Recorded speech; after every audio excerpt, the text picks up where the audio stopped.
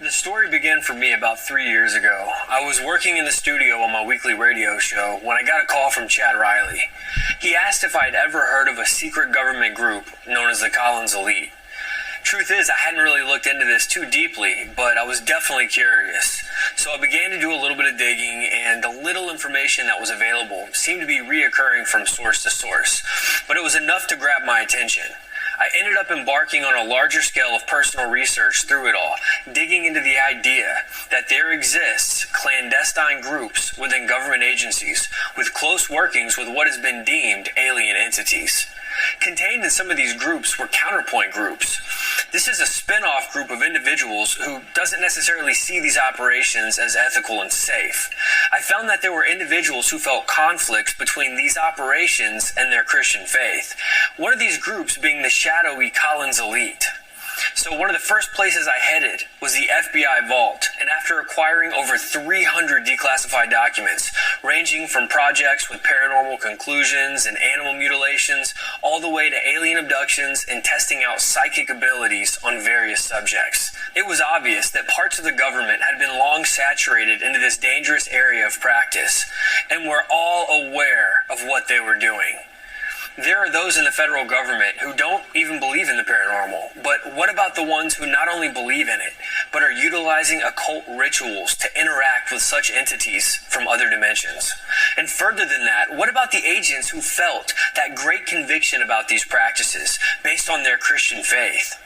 So what exactly did they expose about all of this? There are many questions that I needed answered, and with so many non-existent government operations occurring in the 20th and 21st century, I had my work cut out for me.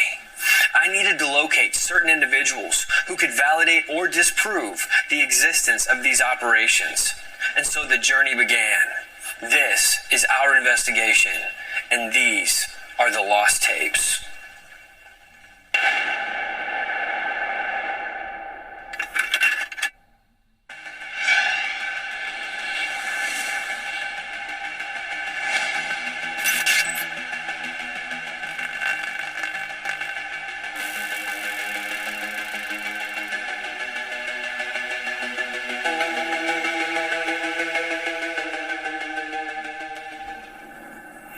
Glad that we were able to get Derek Gilbert in on this project. Not only is he a very well-researched author, you got The Day the Earth Stands Still, Last Clash of the Titans, but Derek Gilbert, he's one of the first people that came to mind as we set out on this investigation, because he is one of those guys that doesn't overhype situations. He doesn't jump on the bandwagon. He really digs deep into historical data. What does the data actually say? What can we actually prove about things? Derek is one of those guys that extremely vets different topics before he lands on a certain position. Again, he doesn't jump on the bandwagons like so many other people do. A lot of people, they focus on controversy for the sake of controversy. And, what I really like about Derek is that even when he gets controversial, it's not for the sake of controversy. It's for the sake of, we want to bring the truth into the light. We want to take those things that are in darkness and bring them into the light so that the body of Christ can have a good understanding of what exactly is going on in this cosmic battle, this cosmic war, this spiritual warfare that we find ourselves waging daily as Christians. So I'm very happy to have Derek on board. One of the things I definitely want to get him to do for us is give us any pointers on where we may want to go directionally in this investigation, because he does have a lot of background in these topics. So hopefully he'll be able to give us some pointers on the trail of our investigation dealing with the higher entities. How's it going, Derek? Going good. Welcome. Thank you. We really wanted to talk to you about some of your knowledge. You've done extensive research into the alien agenda entities. Obviously, you and I share a commonality that, generally speaking, the entities, masquerading as aliens are actually not aliens. Right. With that being stated, the first thing I need to just kind of get on the table with you is this mysterious group known as the Collins Elite. Mm-hmm. What can you tell us about this alleged group? Basically, it's, and I got to say, this is all based on the information that comes from Ray Boucher, the meetings that he had with guys who identified themselves as part of this informal group, an interdepartmental group inside the government that was tasked with picking up where Operation Blue Book left off and trying to find out what exactly these entities, what exactly is behind these craft. Now, I'm glad the government is doing this. If Russia or China is flying craft over our country that we don't know anything about, I'd like the government to investigate. But these guys went deeper. They were looking at the theological background of a theological reason for this. According to what they told Ray, however, the conclusions that they drew make me scratch my head as to what their real agenda was, because they concluded that these entities were soul-sucking demons who were here to enslave mankind, and that the only way we could save ourselves from being trapped in hell forever was to put ourselves back under the law of Moses. That doesn't make any sense. Apparently, they identified the problem correctly, that these entities are not extraterrestrial. They're extra-dimensional or interdimensional. But they've been with us since the beginning. These are inhuman entities that have plagued mankind since the garden. We Christians understand what these are. These are the fallen angels who call themselves gods. God in the Bible calls them gods. Psalm 82, in fact, is a courtroom scene where Yahweh, the Creator, condemns them for judging unfairly, for showing partiality to the wicked, and says that though you are gods, all of you, sons of the Most High, like men you shall die and fall like any prince. The Collins Elite reached a different conclusion. We need to go back under the law and begin following the feasts of the Lord and the law of Moses, the 613. So how did they reach that conclusion? That's what I would like to know. It appears that they diagnosed the problem by reading a book published in 1910, which was a translation of works from the Old Babylonian period in Mesopotamia, called the Demons and Deities, or Demons and Devils of Babylonia. For the time, 1910, this was a work of great scholarship, but we've learned a lot since 1910. There are texts in Mesopotamia that haven't been found until the 20s, the 40s, even recently. Some of these haven't been translated until the last 30 or 40 years.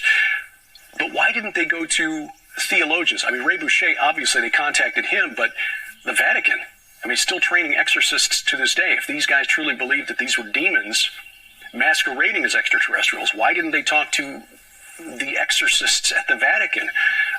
Because the conclusion they reached is so far from the Bible that it makes me wonder if that was really their purpose after all. If they were really trying to find an answer, or if they were trying to float a story that made it appear as though Christians really want to take over the world. Because I think that's the response that most of the people in the UFO community came with. That's the reaction they had to the story about the Collins Elite. These Christians really want to take over the world. Now, let me interject something here. Obviously, when we think about the Divine Council, this heavenly courtroom meeting, and there's a lot of views on that. There's people on both sides of the coin as to what that actually means. Is it being mistranslated? But in this event, that this is a heavenly courtroom scenario or setting, we're talking about up we're talking about outer space here. What the best a human mind could fathom would be a heavenly realm, but someone who, let's say, does not follow the teachings of the Bible, they would view this as some type of a cosmic courtroom in outer space, per se. What are your thoughts on that? God holds court. His divine council meets in Eden. Okay, the original Eden was a garden on a mountain, Ezekiel 28, and it was originally intended to be the earth. That was spoiled by the sin of mankind and the rebellion of these fallen sons of God, the B'nai Ha-Elohim, who rebelled against God's authority. So it may well be that what we're talking about in heaven is just a dimension that we cannot perceive as humans anymore. Now, I believe that there's good reason to also think that it is somewhere elevated above the earth. Paul talks about a third heaven. Right. But I think there's a dimensional component to it as well. I mean, the reason we can't see it with a telescope is because it's outside the limits of human perception. And that's where these entities that appear to defy the laws of physics as we know them are getting by with it. Josh Peck has done some great work on this, where he shows that the movement of a being that's operating in more dimensions than we can perceive can appear to defy the laws of physics, when what's really happening is we're just not seeing the entire entity with our three-dimensional senses, our three-dimensional perception. Right. Now, the idea that these entities are masquerading around as sometimes angels of light, we know biblically that is definitely stated. We've got a clear depiction of that in the New Testament. Mm-hmm. But this other idea, the idea of space aliens, masquerading as a space alien, granted, we understand that heaven is outside of our realm, but in our human minds, we consider outer space to be one of the heavenly realms. Mm-hmm. The average person would say, well, that's outer space. That's up past the firmament or right inside the firmament, or however you want to look at that, or the expanse. When they masquerade as this, we know they have craft. One thing that we keep coming into contact with in our research with all of these declassified federal documents, and we've got over 300 declassified federal documents from the FBI. They've done extensive research on almost every possible angle of this phenomena of UFOs, aliens, interdimensional beings, high-tech weaponry, all of these things tying in together. They've done a lot of research on this. Some of them are pushing the narrative that they are coming from outer space, while others are saying these are interdimensional beings, and others are saying these are just straight up demonic. Whatever they are, we don't care. We need to stay away from this. Mm-hmm. So how would you approach this in dealing with somebody who is completely sold on the idea that these are alien entities? Because we know alien can mean a number of things. We're not here to split hairs. We're trying to get to the bottom of how to deal with these things as Christians. But furthermore, what exactly are these entities, and what is their purpose for contacting mankind? I think it's important to look at the history of interaction with entities that were believed to come from beyond, from outer space, because they seem to always appear in a way that is expected by the culture that they're contacting. For example, the airships that were seen by people in the 19th century tended to look like dirigibles. They didn't look like saucers. The concept of the flying saucer didn't enter the public consciousness until Kenneth Arnold, a pilot, spotted those silver craft in the Pacific Northwest in 1947, and he described their movement as like they were skipping across the water, like skipping through the air like a saucer across the water. And some newspaper headline writer said, flying saucer. And then suddenly everybody saw something that looked like a plate, shaped like a saucer. So I think they're approaching people in the way that we expect them to appear. You look back into ancient Mesopotamia, and these entities would appear like hybrid, chimeras, partially human, partially animal.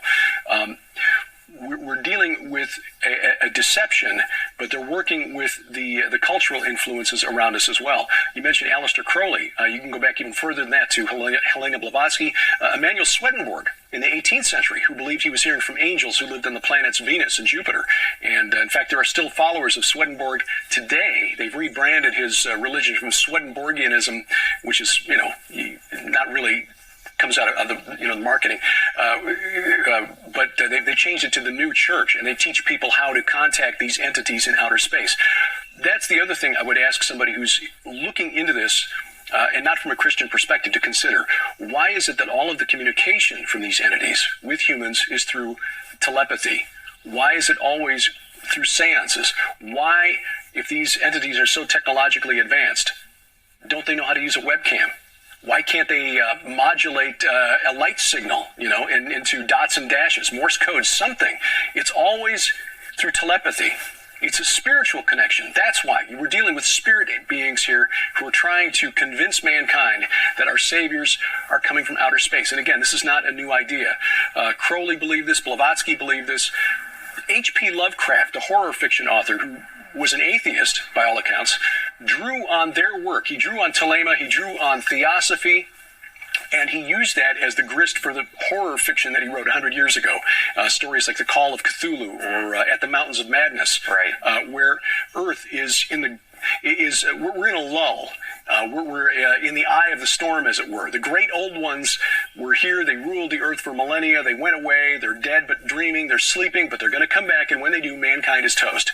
That was a common theme in Lovecraft's work. Well, he found a new audience in the 60s and 70s in France, believe it or not. A couple of authors named Pauwels and Bergier wrote a book in 1960 called The Morning of the Magicians, and drew on a lot of this pseudo-archaeology and speculative fiction.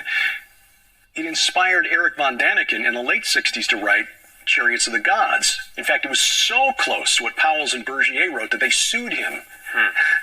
But von Daniken is the one everyone remembers, and now he is sort of like the dean of the Ancient Aliens evangelists.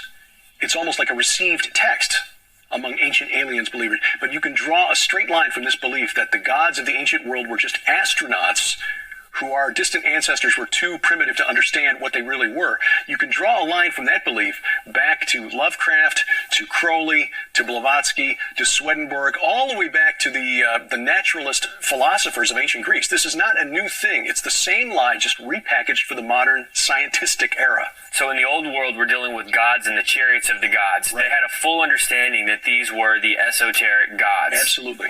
There was something supernatural about them, but they were interdimensional.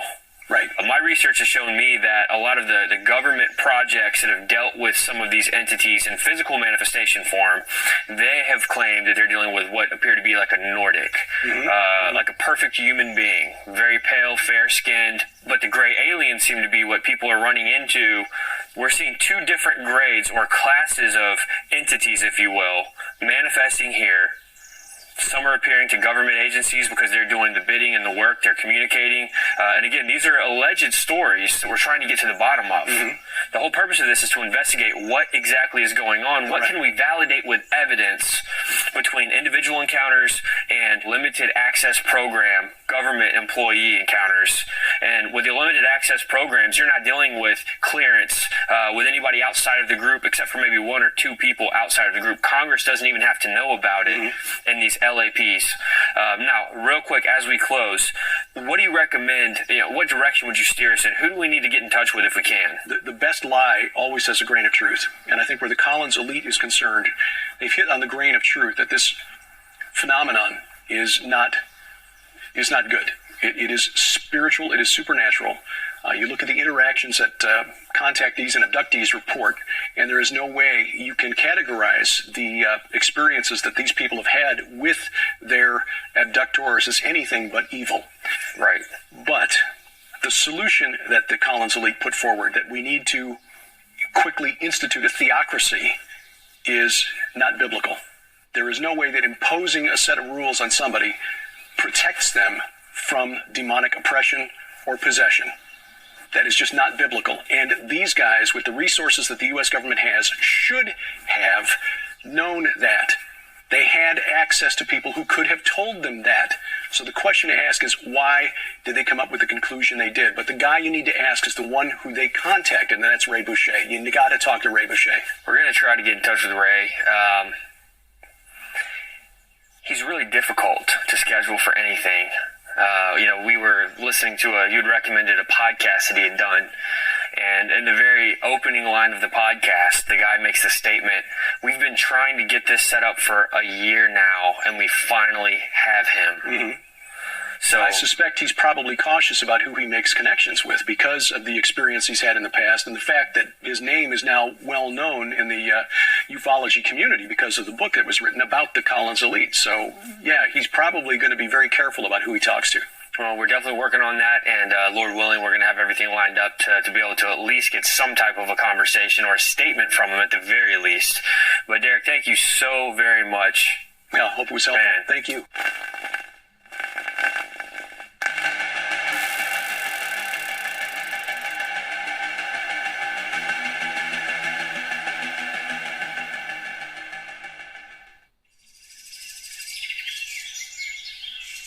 Chad, you were the first person to ever bring to my attention this alleged group, the Collins Elite.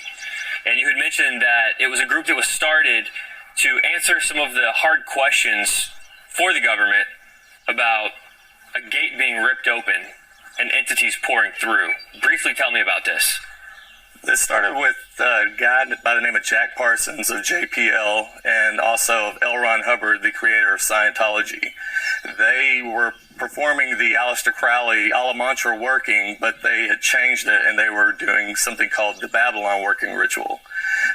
During this ritual, they ripped a hole in space-time that neither one of them was able to close, and before they ever even had a chance, Jack Parsons actually blew himself up. So now there's no way of actually closing it because whoever opens it has to be the one who closes it. So this group comes into play because all of these UFO sightings, alien discussions are now taking place because of something that took place through the ritual. The ritual opens up this gate, portal opens up, all this activity gets spun, and now the government is trying to get answers to the questions that everybody's asking. Yes. And we've actually got the documents from back in the day, all the way traced back to 1947, FBI document 6751. And at that time, they already knew these things were interdimensional, that they were coming from another dimension. They used terminology like the ethereal plane and even referenced things like the lokas, which is an esoteric and occult phrase. You had mentioned this idea of a particular man, Murnau, that he made some profound statements after coming to Christ. And he was an occultist. It was very high level. What can you tell me about this guy and what he brought to the table? Roger Morneau was actually a very wealthy Canadian man.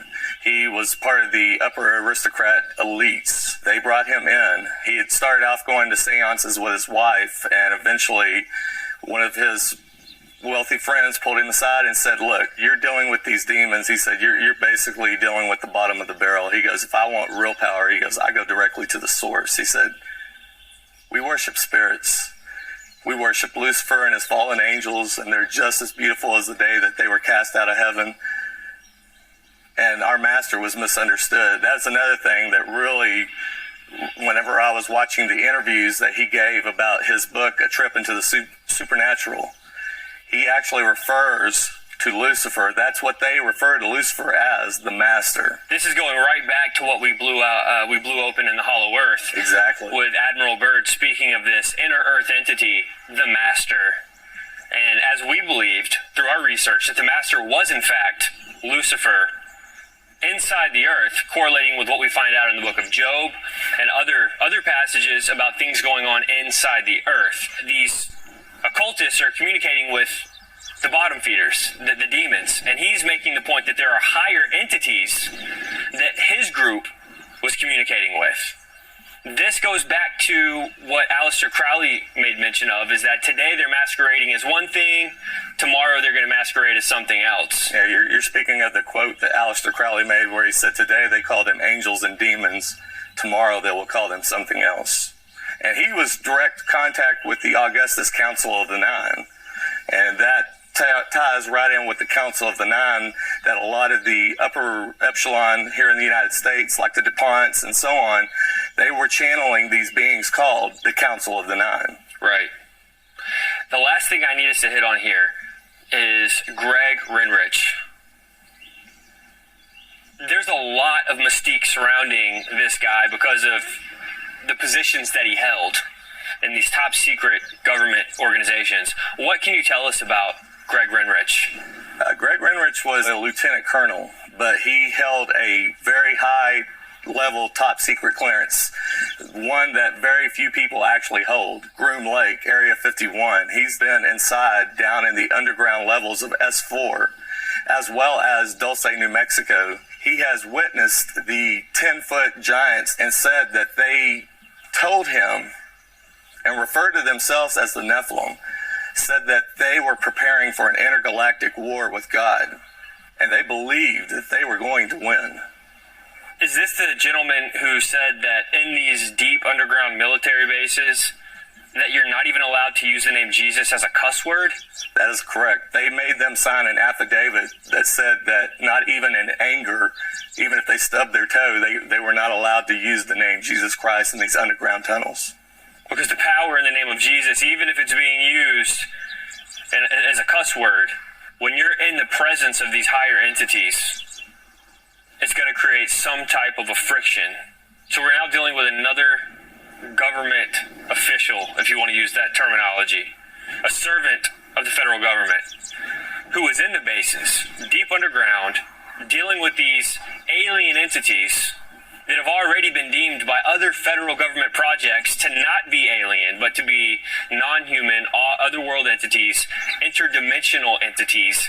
And the Collins elite was trying to get answers to this years before. Am I understanding this correctly? You're completely correct, and that was the whole sole purpose that the Collins elite that set them apart from Project Blue Book as well as MJ-12. They were tasked with getting to the bottom of this. What are they? Where are they coming from? What is their agenda? And their final rule on this was that these things were masquerading, they were nefarious, and that they were demonic in nature. We're going to try to get to the bottom of this. We've got a lot of interviews set up. We've got a lot of people we're trying to talk to. If there's anything you can do to get us in touch with Greg Renrich, we definitely want to try. I believe that I might be able to get you guys in contact with him. In fact, I would prefer that you guys hear it from his mouth, because he can go into further detail and tell you about things that he witnessed. Awesome. Well, Chad, thank you so much. So glad to have you here with us on this adventure. It's my pleasure.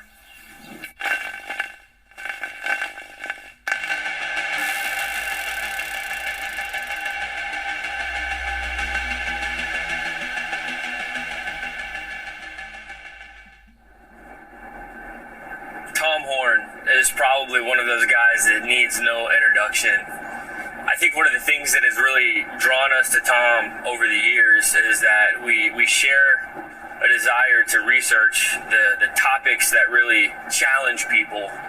That they challenge people's paradigms, they challenge people's worldviews. And to be able to include Tom in this investigation is definitely going to add a nice element, because Tom actually mentioned the Collins elite in his book Exo Vaticana. Tom even tried to get in touch with one of the last remaining living members of the Collins elite.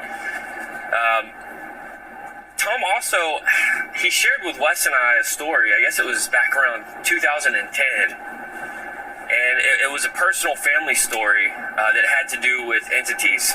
And I'm not sure if he's going to feel comfortable sharing that, but I'm hoping that we're going to be able to get him to open up about that as well. But we're heading out there to talk with Tom, get his take on these things. I know he's done some research, he's made some connections. He's even had some warnings given to him as he set out to do this particular research on the Collins elite years ago. So this is going to be an interesting discussion. We're very much looking forward to meeting with Tom and hearing what he has to say. Tom, thank you so much for meeting with us. This investigation is just getting started, and right off the bat, we knew we needed to meet with you and talk with you. You've mentioned this Collins elite, this counterpoint group in Exo Vaticana, and I know that you've done some research into this. Just to get started, what can you tell us about the Collins elite? Nobody can tell you a lot about the Collins elite, and later I'll give you some people maybe you can contact and follow up with. How this started for me was back in 2007. I had released the book Nephilim Stargates, right? And J.R. Church was just, he was enthralled with it. He had me come down. We shot a whole bunch of programs for Prophecy in the News. And it was during those shows we asked a question about metaphysical doorways, gateways, Do they exist? Is it a biblical concept that you could have a doorway that can open or close through which entities could enter into our three-dimensional reality or exit? We asked that question. And then as a part of those programs, and these went viral at the time, I raised the story of infamous occultist Aleister Crowley, and how in 1918, Aleister Crowley conducted this famous ritual called the Amalantrah working. And what he wanted to do was he wanted to open a dimensional rift. And so through a whole series of sex magic rituals, blood rituals, he claimed that at one point he was successful, that he opened a doorway, and this entity came through and presented itself to him. He called it Lam, L-A-M, which suspiciously looked like the alien greys of later modern myth. A few decades later, two of his most famous disciples, Jack Parsons, who started the JPL, the Jet Propulsion Laboratory, which is to this day very involved in our aerospace technology, and L. Ron Hubbard, the founder of the Church of Scientology.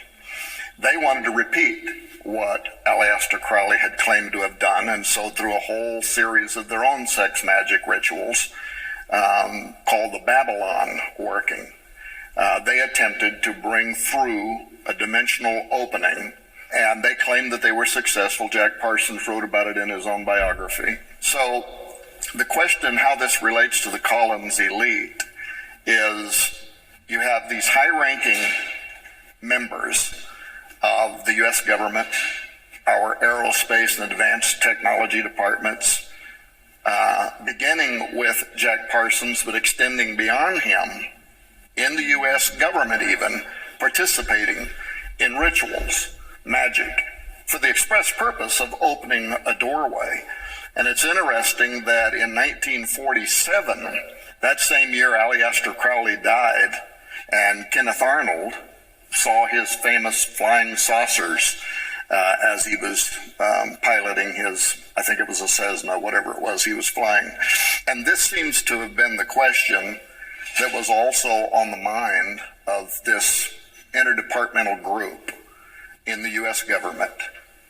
A question as to whether the Amalantrah working and the Babylon working was successful in the sense that it opened a doorway that might explain why it became an international phenomenon, alien abductions, alien appearances following that year. Now, after the programs I did with J.R. Church were put up on YouTube, and they were getting all kinds of plays, about 2 years later, this New Age writer put out a book. I won't say the name of it, the book or the writer. And it felt to me like it was kind of a full-blown concoction based on the programs I had done, because it took all of the same elements. The Collins elite, the Amalantrah working, the Babylon working, and the writer made claims of meeting with this group inside the U.S. government. So at first I just thought, okay, somebody watched these programs we did and then they went and made up a story and wrote a book around it. And so I tried to follow up with it. I did interview that author. I read the book. I followed up with some of the people that are mentioned in the book. And then I reached out to some of the people I know in the U.S. government, in the Pentagon. For instance, I contacted Colonel Steve Bauer, who was a representative for the U.S. government under 5 presidents, the longest running one in American history. He did not know anything about the Collins elite. He checked some different friends inside that are inside the intel communities. They also claim not to have known. Would they have admitted it anyway? Right. This I'm not sure about. And because we know that majestic 12 level kind of compartmentalization within the U.S. government, there's a need to know. There are levels of top secret and then there's above top secret. And so I knew that that didn't necessarily mean too much of anything.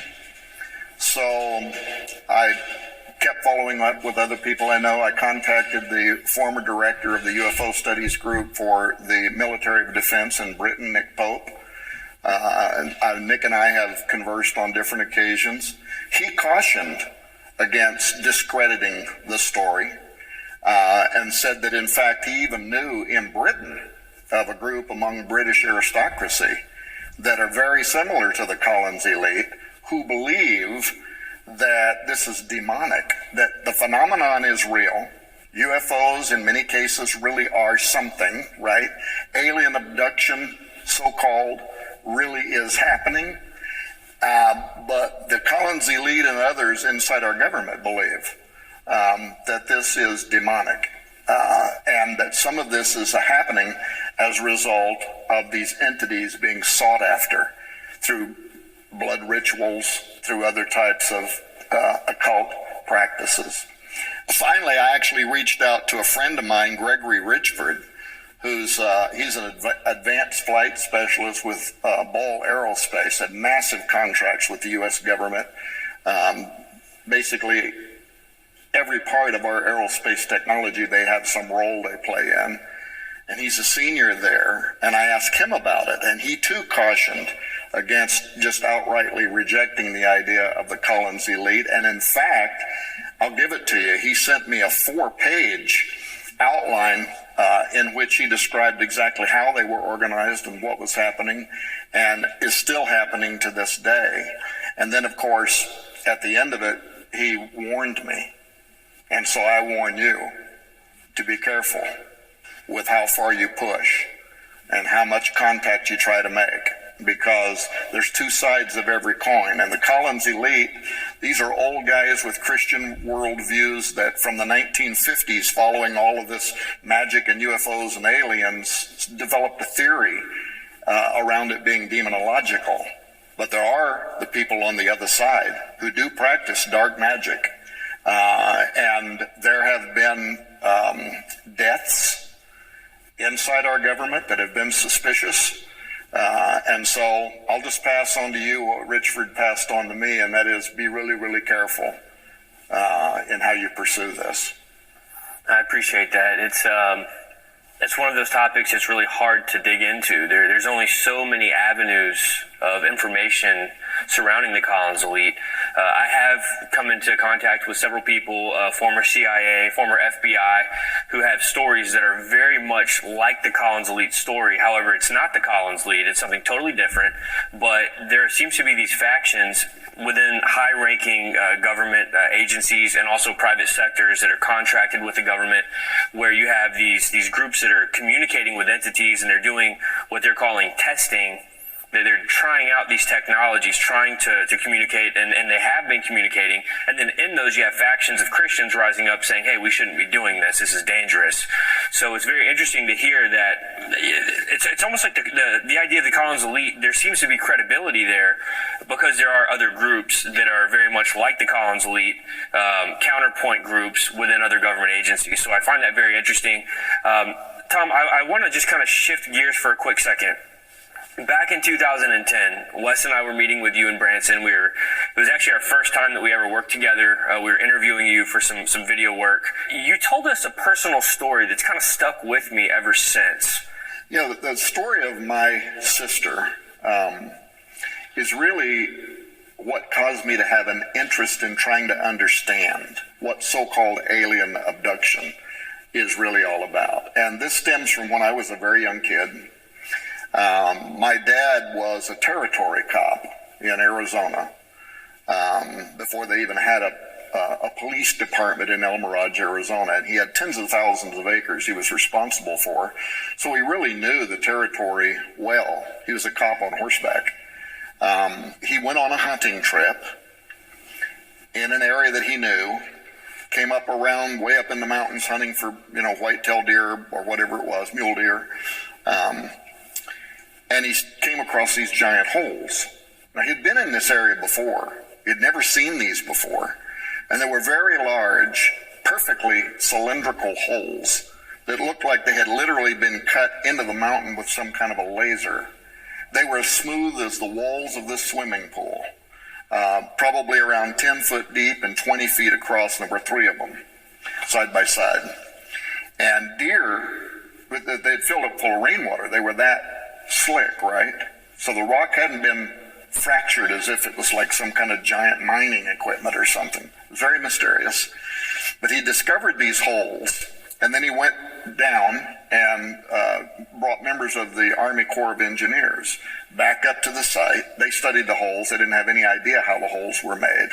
The Indians that lived in the area didn't even know they were there, so that made you think they had just appeared overnight. They had filled with water, and the deer were falling into it while they were trying to drink. There was a whole bunch of deer. One of them was swimming in a circle when my dad was there. So the Corps of Engineers dynamited the holes full of rock to protect the wildlife, and the Phoenix Gazette, the big newspaper at the time, went out and took pictures of my dad squatting down by the holes with his 30-06 hunting rifle, and they ran an article called Mysterious Mountain Holes, and there was never an answer to what that was. But very shortly after that is where Travis Walton claimed to have been abducted. My dad and Walton didn't know each other. Walton probably didn't even know the story of my dad, but this is where the famous fire in the sky alien abduction, and of course Walton and all the guys that were with him all passed lie detector tests. They consider that to be one of the best validated stories in UFO history. But it was shortly after that one night I was jolted out of bed by my sister, who would have been probably 12 or 13 years old at that time, screaming to high heaven, just the most terrifying wail. And I jumped out of bed. By the time I got to her room, my dad and my mom were already there. And my mom got a Bible and put it under my sister's pillow and then laid down with her and slept with her that night. They never told me until years later. By now, I was a pastor, still kind of thinking back about that. And I got to talking to my mom one day, and she said, okay, I'm going to tell you what happened. Your sister woke up, felt like she was paralyzed, and there were 3 small, bulbous-headed gray beings that were standing around the edge of her bed. And it was as if they were communicating with each other, and she couldn't move. And finally, almost like if you've ever had night terrors, those kind of dreams where you're paralyzed and you can't move, finally she was able to scream, and that was what caused her body to begin moving again. I never knew that story when I was a kid, but now as a pastor, hearing her tell that story, and at that time different books like Communion and like that were coming out, and it made me wonder if there wasn't really something to this. Now, over the years, I learned that my sister repeatedly had those experiences, these what some would call abduction experiences, including one in which the next day when she woke up, she couldn't move from her waist down. And they took her into the hospital and did tests on her. Finally, her motion came back. They never did know why she had temporary paralysis. When her daughter, Levita, became 12, 13 years of age, she started having the same experiences. When Levita's daughter became that age, she started having the same experiences. The same types of entities? Just very typical gray alien, but nobody knows what's going on. Why this is happening.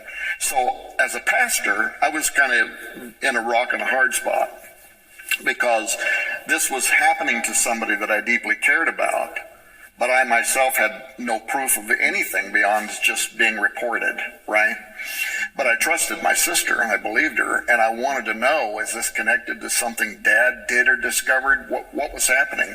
Now, my sister went on to marry a guy who was a nuclear physicist who was working at General Dynamics in San Diego, California.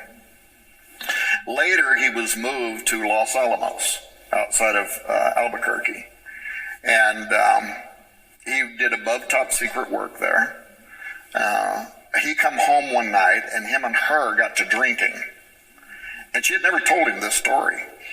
And finally, she told him this thing that had been going on in her life.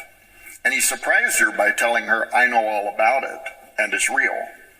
And he said, furthermore, some of the work that I'm doing at Los Alamos has to do with back engineering alien technology.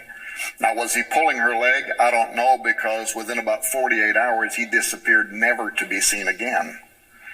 My sister, of course, now doesn't have a husband, and she's disabled, doesn't have an income, and she's calling around terrified, trying to find out what happened to Joe Trujillo, was his name, and Los Alamos isn't telling her anything.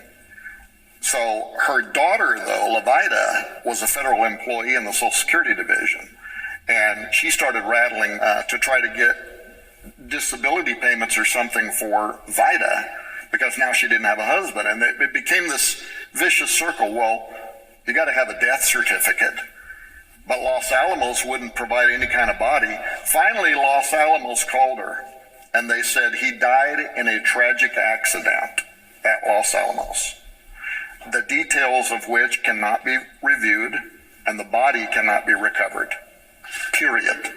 And somehow, with their contacts with the government, they were just able to make that statement. And she said, well, but the Social Security Department is saying that I have to have a death certificate in order to file for his Social Security and pension and all that.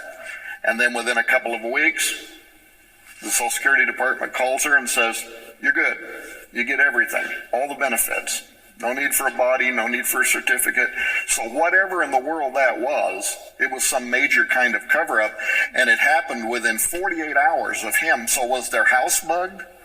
Something very strange happened there, and that's why I'm telling you, be careful how hard you push, how far you push, because you may get somebody willing to give you information that'll take you through a door you don't want to walk through. Right.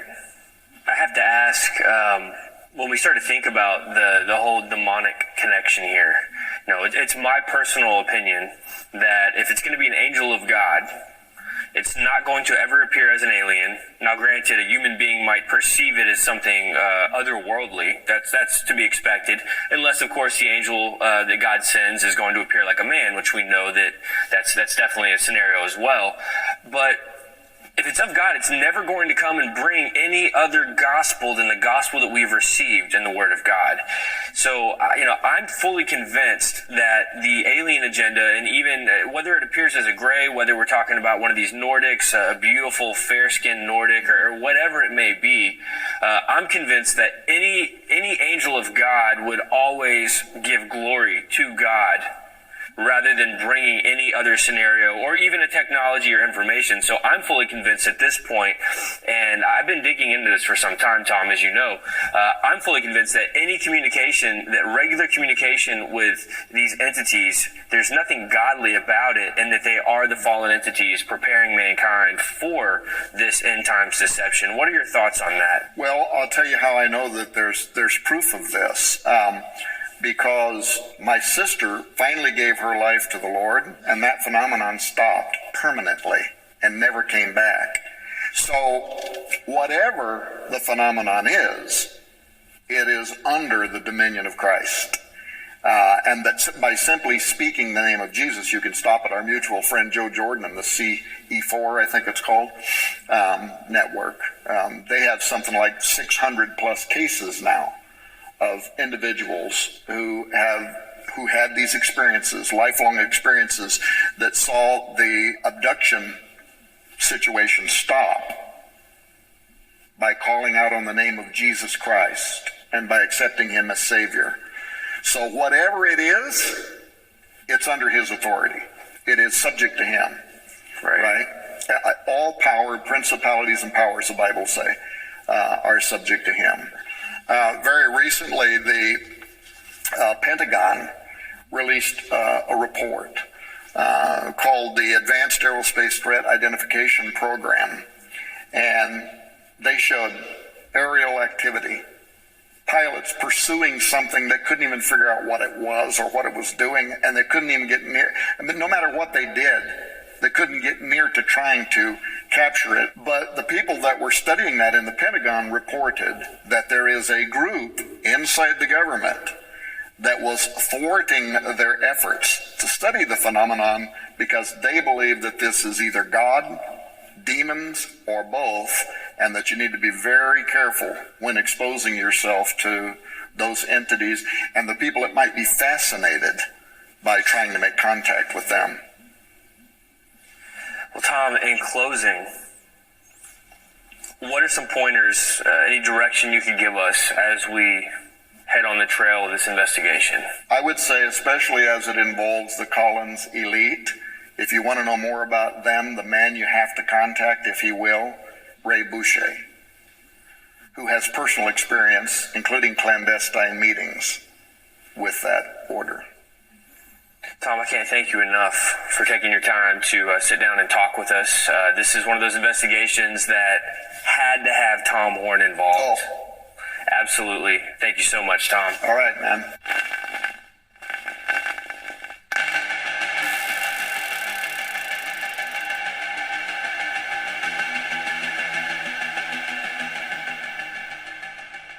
I think the thing that I need to point out about Darren is that he is the second person who reached out to me privately about the alleged Collins elite. That he thinks there's really something to this. He's done a lot of research on this. As a matter of fact, he's written a fictional book based on real research, Zero G's, in which he makes reference to the Collins elite. So I reached out to Darren and just wanted to let him know that I think we're going to move forward on this project and to share with us a little bit about his research into all of this. The idea of, the government working with entities, some of them deeming them good, some of them deeming them bad, some of the technology. So he's going to be a prime interview for this investigation, and we're heading down to meet him at an undisclosed location.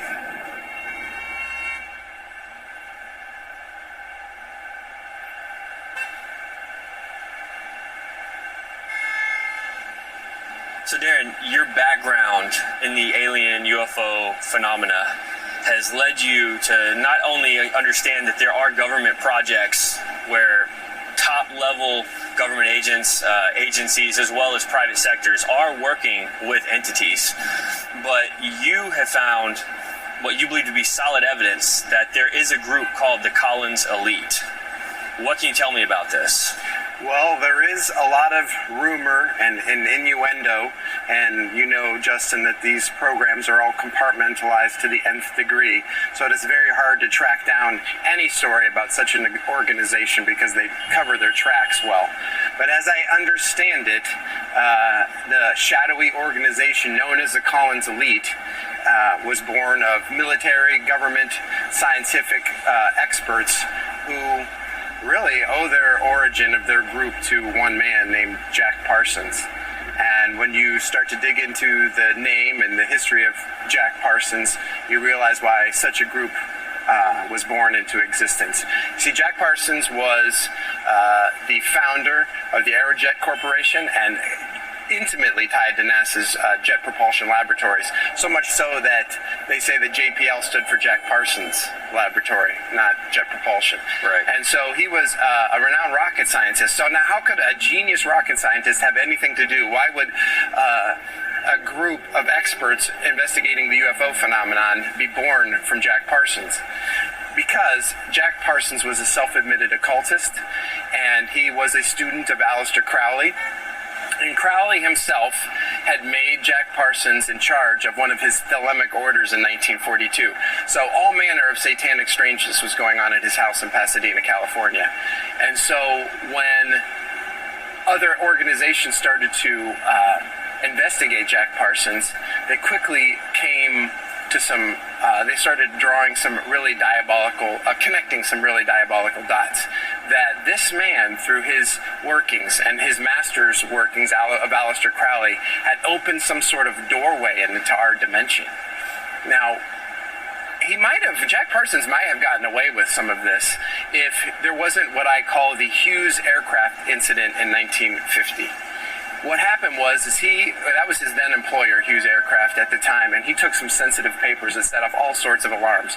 And the FBI got into investigating him. Well, when the FBI started investigating Jack Parsons, they realized that the Air Force had been following him for some time.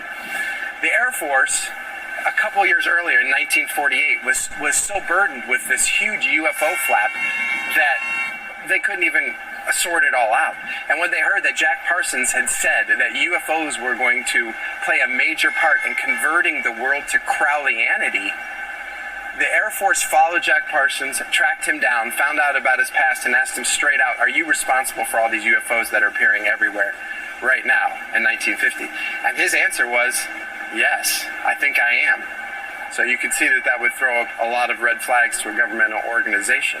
And what happened, you trace it back and you see that Aleister Crowley was doing these workings and Jack Parsons carried it on urgently into the 1940s, that his Babylon working ritual, whatever that did, was supposedly ripped open the doorway to our world that Crowley started way back in 1918.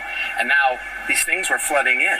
And if you look at the timeline, just a little while after that, Kenneth Arnold had his famous and historical sighting of the 9 UFO craft over Mount Rainier in Washington. And then shortly after that, you have the Roswell incident. So picture this, Justin, picture this. These government agencies like the FBI, the CIA, Army Intelligence, the Air Force are all getting together and saying, wait, all these sightings, all this strangeness is happening right about the time that Parsons was admitted to doing all these things. So a small think tank is born from that, saying, okay, Project Blue Book isn't really answering these questions for the Air Force. They're tracking down all these craft. They can't keep up. They do right angles that defy physics, but we're not getting answers. So you, a small think tank, we want you to investigate the Parsons link to all this strangeness. Why are these aircraft invading our airspace? Now, this think tank gets underway and they start to make some progress in investigating Parsons. But then in 1952, two drastic things happen. One, in June, Jack Parsons blows himself to bits in his own laboratory. And in July, Washington, D.C. is invaded by unidentified flying craft. And you can see that Washington wastes no time. They consider it a threat to national security. So any kind of aspect of this being a casual investigation goes out the window. They have all departments now scrambling to figure out, why are these things flying around our government? Why can't we stop them? We're like helpless. So the Collins elite then think, well, we started our investigation. This looked like it was going to the paranormal, the demonic origins, and now this thing happened in Washington, D.C. And one, did Jack Parsons open a door to our world that now he's dead and no one's around to close this door? And two, what they soon discovered was that, Justin, from within our own government, a wave of sentiment was coming to some of these new organizations tasked with investigating that these beings were ETs from another world, from deep space, across the galaxy, and they're here studying us. And so the Collins elites start to get this information, the way I study it, the way I've researched this, and they get this information to start arguing to the point where, no. These things, these beings have been summoned demonically through satanic ritual. But there's not a lot of people listening, as far as I can tell.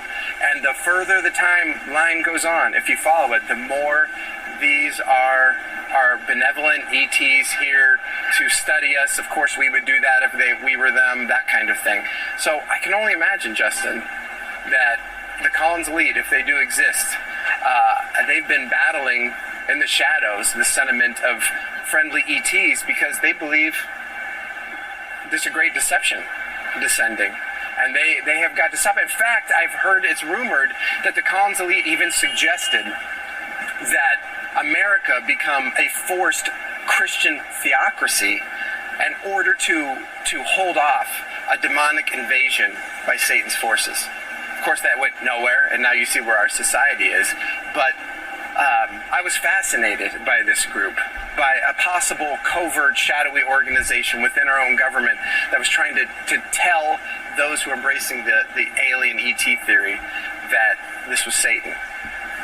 Now, a question that comes to mind. The Collins elite were a counterpoint. That means they were a group inside of a group that started to develop their own opinions about the information on the table. Now, being a counterpoint in a group that doesn't exist is actually very dangerous, because if you start to develop contrary theology of what's taking place, you are no longer part of that inner circle, but you're now a threat because you're not in agreement with what the rest of the group is doing. They realized that satanic rituals were being used to communicate with these entities, these higher entities. And so, learning that that's how the initial contact went on, I heard that there were elements in the bigger group that were trying to embark on their own versions of satanic rituals to make contact with these higher entities years later. Years later, right. And whether or not those are the Collins elite, we don't know. But yes, Justin, all manner of strange experiments started taking place all over the government and in CIA and it was Beyond Black projects, where the groups that thought that they were either benevolent ETs, I'm not sure about that now, or they were just powerful, whatever these things were, and who cares what they really are. They started to several groups started to try to make contact with them through telekinesis and channeling, and so I guess they would get special folks who were psychics or whatever and sit them in these chairs, and they were to mentally go out and make contact with these beings, right? And we know of like one incident where, and perhaps the Collins Elite found out about this and said, hey, see, we've been telling you that this is what was going to happen, but several deaths occurred where I think 2 males and a female died in these psychic chairs, where they were just crushed or suffocated from, it appeared external means, but they had video of the chair the entire time, and they watched them die from invisible entities, I suppose. And that was probably not enough to stop them. It probably intrigued certain factions all the more. Look, they can cause this death. Can't we get that to work for us? So here you've got many different sides trying to make contact, and you probably have the Collins Elite still sounding the alarm saying, don't do this. So the Collins Elite said, don't do this. This is nefarious. These are non-human entities. They're demonic. They're not good. You should not be communicating with them. But the bigger group that they emerged out of, that's the group that was trying to make contact, that was trying to work with these things for various purposes, various reasons, which we really don't know for sure. But the Collins Elite basically said, we really don't need to be doing this. This is dangerous. It's mind-blowing to think that a doorway was opened with the Babylon working rituals that took place, and that doorway has been open, and there have been these crazy UFO sightings ever since then. Look, we've got FBI documents declassified where the government has officially admitted to invoking different types of studies on ESP, remote viewing, right? Remote viewing. You've got the Montauk project. You've got all these different projects that are now declassified, where the government says, oh, and by the way, we did have a group that was secretly doing these things. And then you've got factions in the government where some are saying that these entities are good, they're going to be our saviors, and then you've got these other factions, such as the Collins Elite, that are saying this is not good, this is demonic, we need to be very careful how we proceed. That's what I'm finding in all of the different groups, all the different research projects that I've found, with over 300 pages of declassified federal documents, and that's only scratching the surface, Darren. Right. Yeah, so what is the ultimate end goal of this deception? So, and you mentioned it before, Justin, what do they got to eventually appear as? So, finding out about this shadowy organization known as the Collins Elite really inspired me to write my fictional series, my novels, where they come back, and I call them the messengers in the book, and they're going to save us from ourselves. Whatever's going on, whether it be war, pandemics, our nuclear waste like Fukushima that's leaking, say another huge earthquake goes right up the Mississippi and 3 of our reactors are melting. They're going to come back and save us from all that. At least that's the way I portray it in the book, and I think that's the way the Collins Elite feared. And they're going to turn everything on its head, Justin. They're going to make us feel like either they created us or they're just, our origins are the same, and they can answer why there is no loving God, that we just need to evolve and to all accept a new truth, which they're, in their superior knowledge, are going to bestow to us.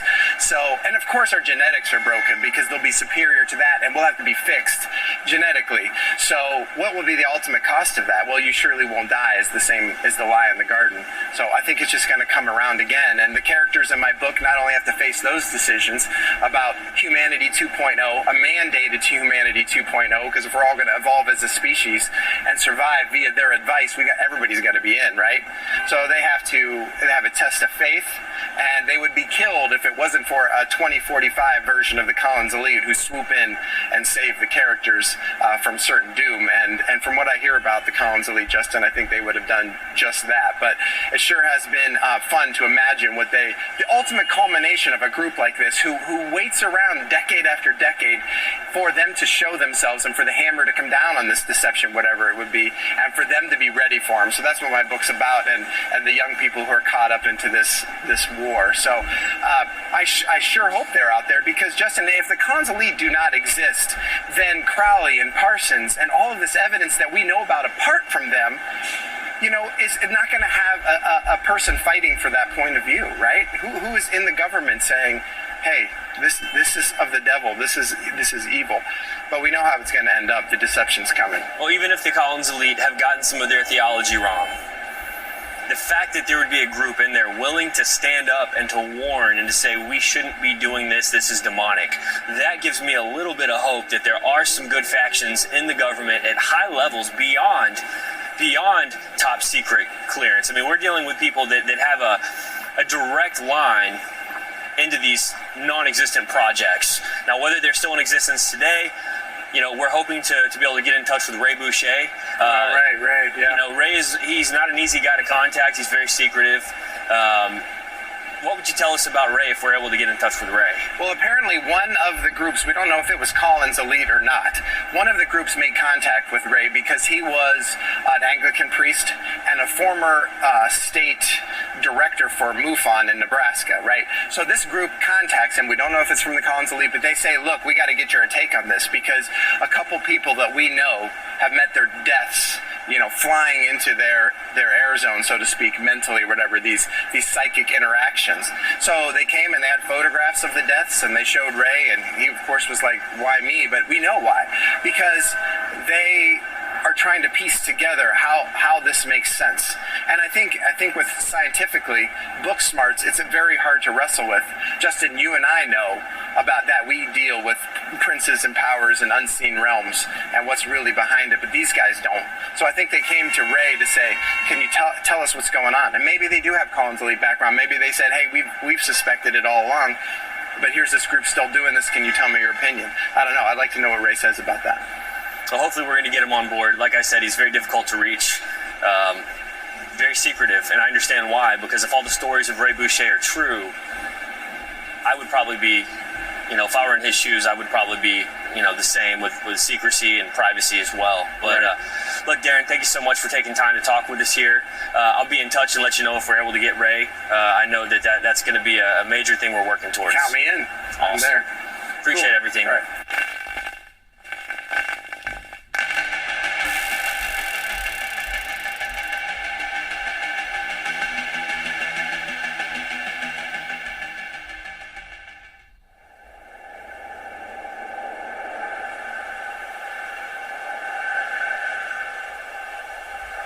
So Stan, tell us just briefly about your background. Up the hill here at the Air Force Academy. I was a cadet there for about 2 years.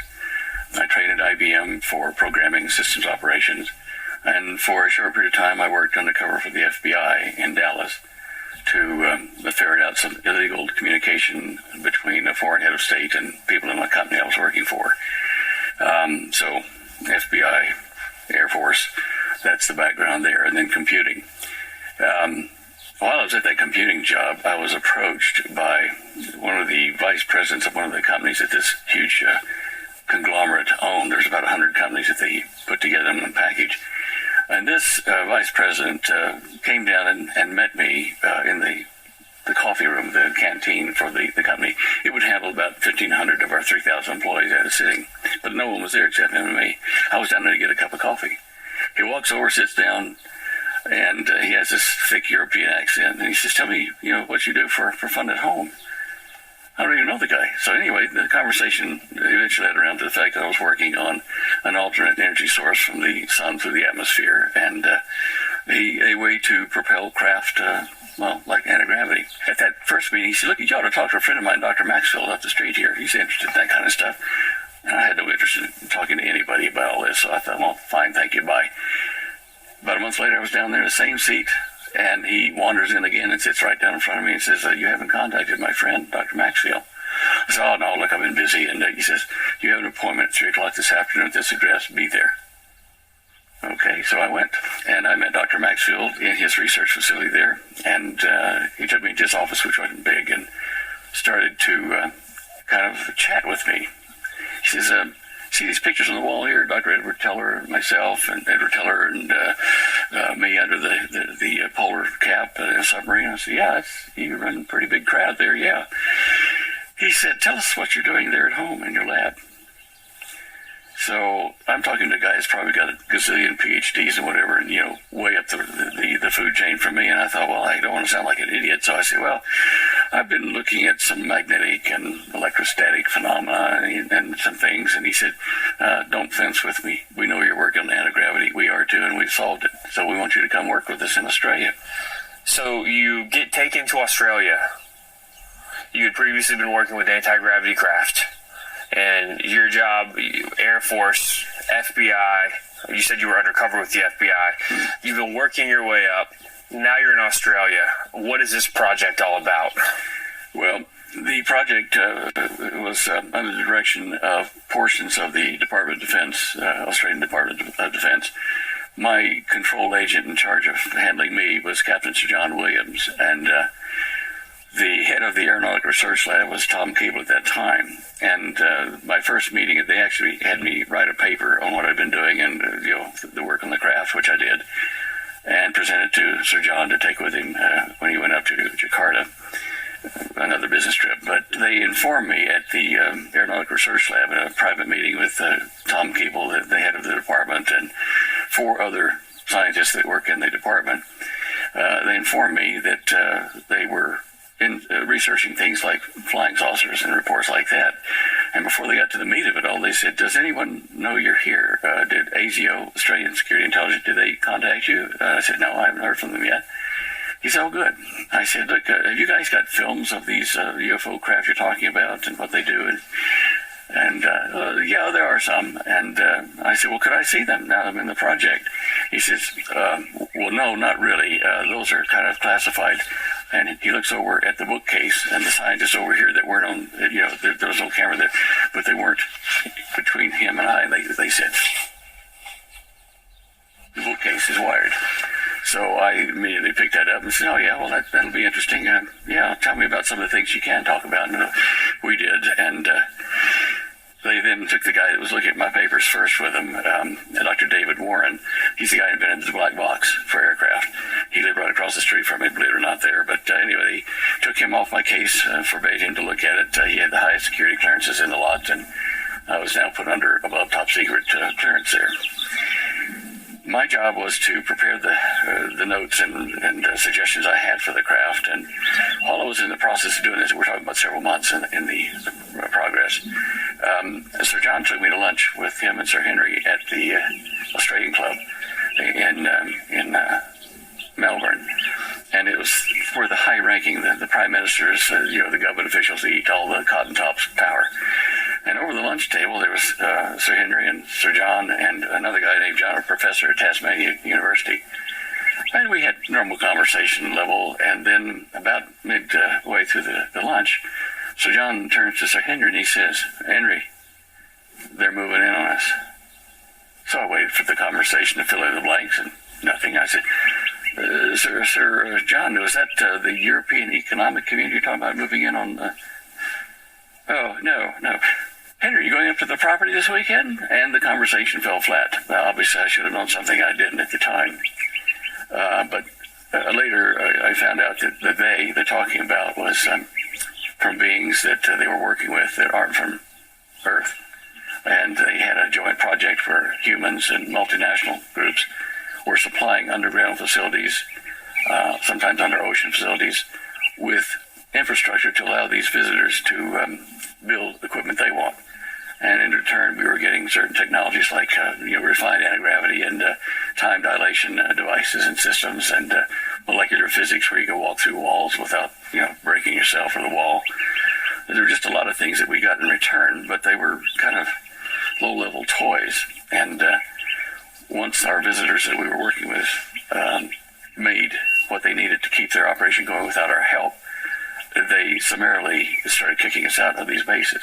And it got to shooting battles in a couple of places, as far as I understand. My security guys told me about it. I wasn't there. In the mid to late 70s, we lost control of all of our joint facilities with them. Now, they turned me loose and another guy like me over in London and said, pack up your gear, disappear, hide. And we were the keepers of what secrets we knew to share should they all go down, and no one would ever know what happened. There may have been others, but those, myself and that guy in England, London, was the one I knew about. You're working in these groups that are working with them, with these entities. Now, what were the types of entities? The kind of gray-colored small ones with big eyes, the taller gray ones with big eyes as well, and something that looked like humans, like a fair-haired Nordic type description. They were basically tall, slender, and and their skin, if you looked at it sideways in the sunlight, it was like looking at an oil slick. It was kind of like little rainbows, and they said that was from the small scales, different than our skin cells. The gray ones were biological robots. They had no soul or things like that. They just did what they were instructed to do. Those are the ones that I know about. I know that the Canadian former Minister of Defense, who is now retired, did say that they were informed of, nearly 13 types of beings. And the biblical stories, they talk about Satan being in charge of a rebellion, being cast down to earth. Well, I think it's that he was in this parallel universe at a higher energy level. He was cast down with some of these cohorts, and they made these beings to build a lie, a deception for the people of Earth. And that deception was that, okay, little grays, Nordics, all these kind here are invading us and abducting us. Then Satan is going to come in with his crew that look just like us, are friendly, and will deliver us from these nasty little aliens. That way, the satanic ones, who appear to be good and friendly, can help us set up a world government. And then he can take over the planet with his man, who's going to be the human Antichrist, which the Messiah, Yeshua, Jesus in the Greek, will land with his troops and have battle with Satan and his minions, who have executed this great deception to the people of Earth, and will defeat them. And that's the biblical narrative on that, but certainly what I witnessed and what I was told by my security team do fit that perfectly. So my advice to people who see good guys coming from the skies, like in the movie or the series V, where they come and help mankind and give them all kinds of gifts in return for seawater and junk, that kind of a scenario will be played out. So the first landing, the first official disclosure, will not be of the friendlies, the good guys. They'll be deceptive, just like in that movie V, and they will defeat and remove all the bad guys, the grays and whatever, that were abducting people. And the people of Earth will be very happy, and not only will they defeat those, they will take out of power the people that are called the Illuminati or the Deep State. They're going to chew them up and spit them out, and sad for them, but this is part of the deception, where they will convince even the right wing, people like myself, if we're not aware, that they have come in and cleaned house and got rid of all the evildoers, and they are the good guys. It will be a clean sweep of the house, and for those who aren't schooled in what's going on in this deception, they will fall prey to supporting a new global world order. This is basically the next generation of terrorism. Yeah. It's going to be sold, the boogeyman, these lower entities, these grays, and then the higher entities, the ones that are masquerading around as you called, like the taller ones, the Nordics. They're going to be the saviors. They're going to be the ones posing as the good guys. Am I understanding you correctly? Either them or ones like them. The whole scenario for UFO things at the moment treats all of them as bad guys. I don't know that I've ever heard of any of the Nordics doing bad things. They all seem to be friendly. So it may be them that comes in and gets rid of the rest of them. But the deception will be complete. I mean, people will see peace, love, and harmony, peace and security come with these people, because they can stop wars. They can disable all the nuclear devices. They won't even leave the hangar. And they'll have medicine and anti-gravity and things like that. And they'll say to the people of Earth, look, we ran through this stage centuries ago, but we solved it all. Learned how to live in peace with one another, and we're going to share that with you. And all you got to do is say you want our help, and we'll come do it. And that's how it will start. So watch for full disclosure to come, and everybody thinking, well, finally the truth is out there. But it's not. It's still part of the deception. If we're still here, those of us that are aware of it, we're going to have to run underground. We can't use credit cards or money or whatever, because they're going to demand that people of Earth use a global currency situation, which is digital. And you have to swear allegiance to the New World Order, to the leader of it, which in our case is the Antichrist.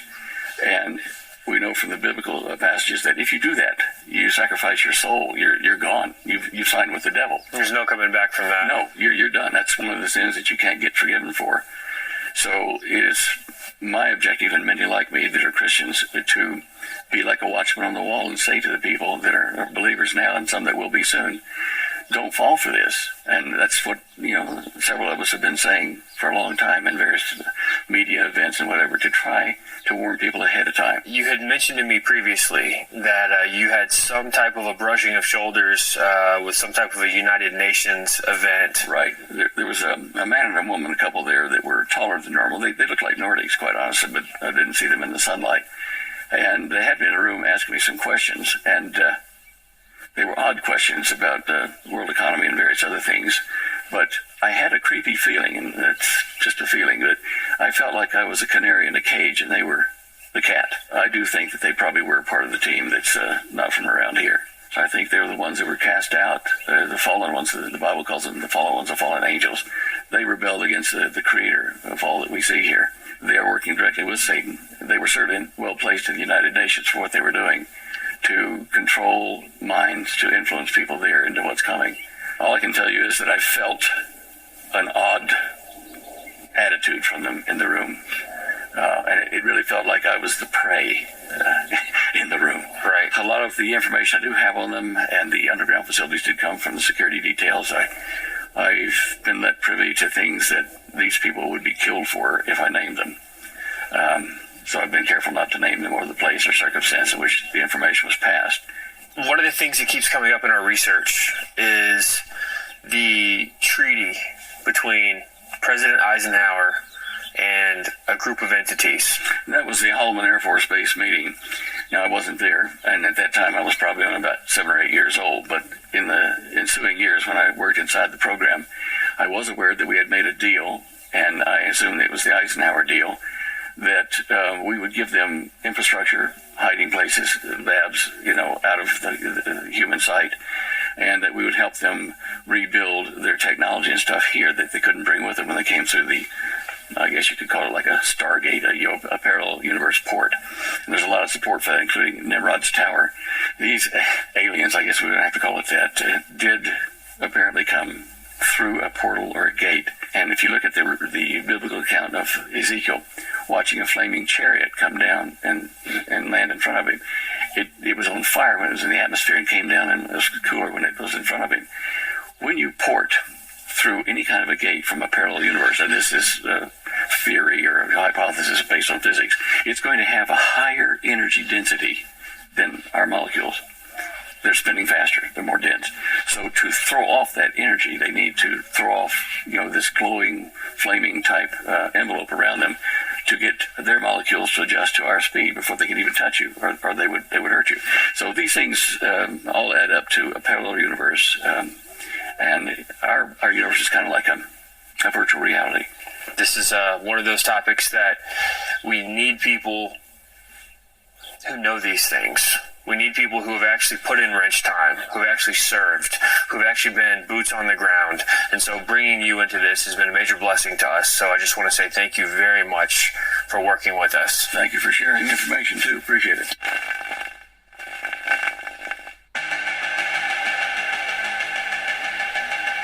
Chad, what's up, bro? How's it going? Good, Justin. How you doing, brother?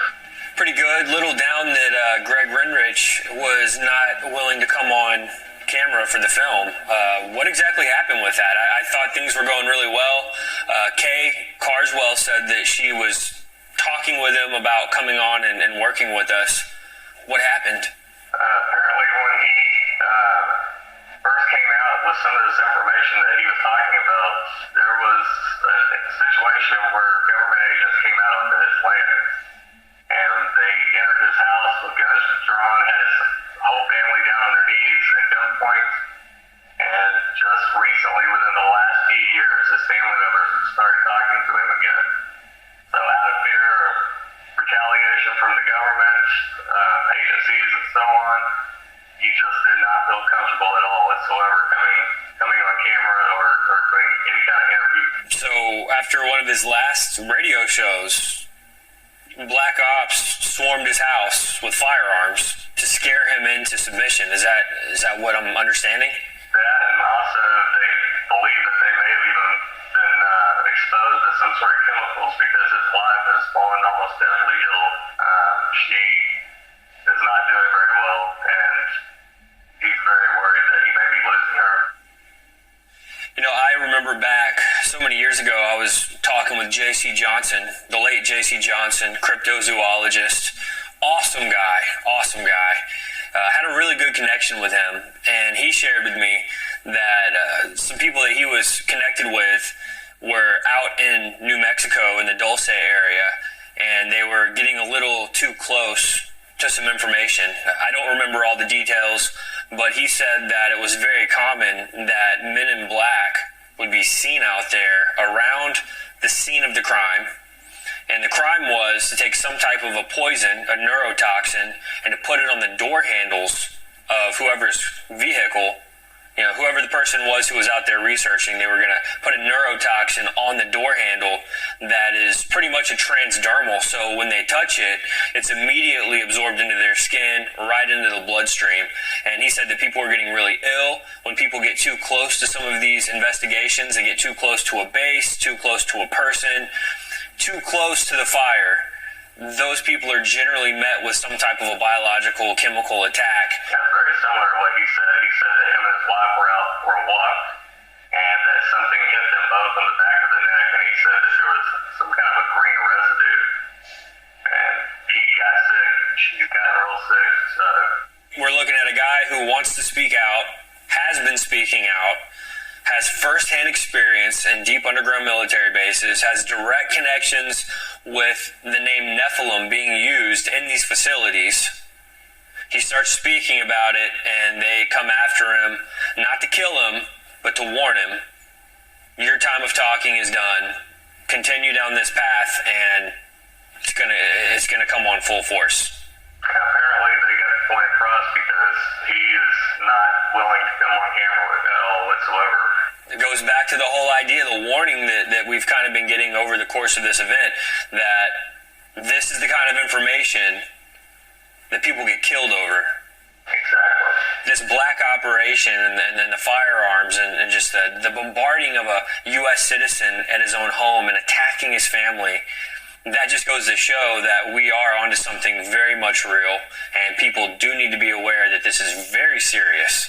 Yes, I would agree.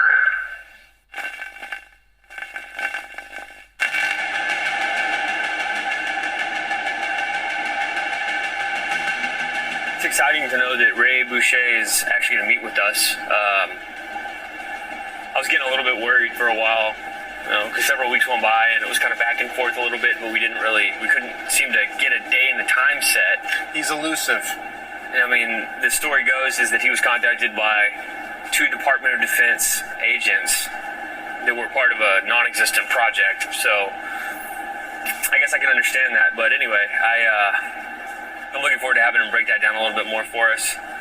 This whole idea of the Collins elite. It's a wild tale, and there's not a lot of sources that you can go to find out more about it. So he might be tracked down by all sorts of people wanting to know more about it. I mean, not even knowing the time we're going to meet with him, you start to have a little bit of anxiety when you're trying to put together a film. Right. You were hoping he had some information on the Eisenhower deal. Explain that. What did you mean by Yeah, so I covered years ago on the Fourth Watch about this, what we would call today like a media blackout, where the president is unaccounted for. Right. And I remember specifically reading up on President Eisenhower, which was interesting because generally speaking, presidents, from what we've been told, presidents aren't always in the full know about this type of stuff. Like if it's a non-existent project, the president wouldn't know about it.